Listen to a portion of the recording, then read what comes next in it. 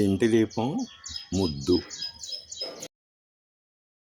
కొన్ని విషయాలు ఆలోచిస్తుంటే విచిత్రంగా ఉంటాయి, కానీ మనం వాటిని అర్థం చేసుకోవాలి సారాంశం. ఉదాహరణకి చిన్నప్పుడు వినే సామెతలు కొన్ని ఉంటాయి.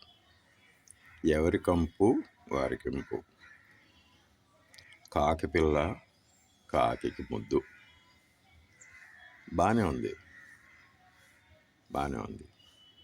అట్లానే వెళ్ళి కాకి పిల్లని రకరకాలుగా వర్ణించలేం, అబద్ధాలు అవుతాయి అప్పుడే.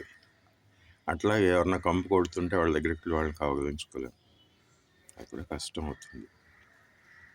అదేవిధంగా దాన్ని కొంచెం ఎక్స్టెండ్ చేస్తున్నాను.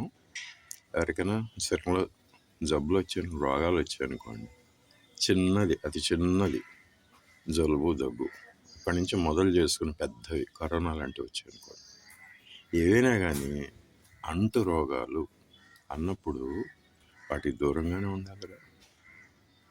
ఉదాహరణకి తన్నుమాలిన ధర్మం పనికిరాదని చెబుతారు సాయంత్రం.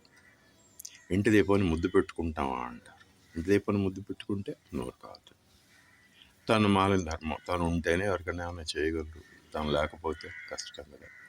అందుకోసమని ప్రేమ ఉంది కదా అని చెప్పి తుమ్ముతూ దగ్గుతున్న వాళ్ళని వెళ్ళి కౌగిలించుకోవటం, కరోనా లాంటి వ్యాధులు ఉన్న వాళ్ళు వెళ్ళి అదేవిధంగా ఆలింగనం చేసుకోవటం, ఎవరు చేయలేరు, చేయకూడదు కూడా.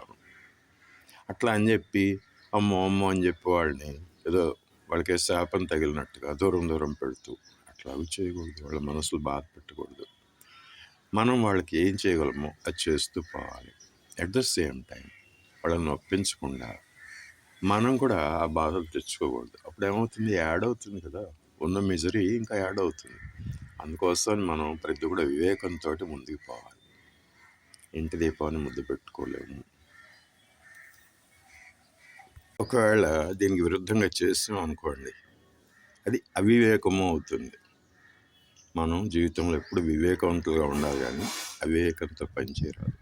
అవివేకం వల్ల నష్టాలు చాలా ఉంటాయి.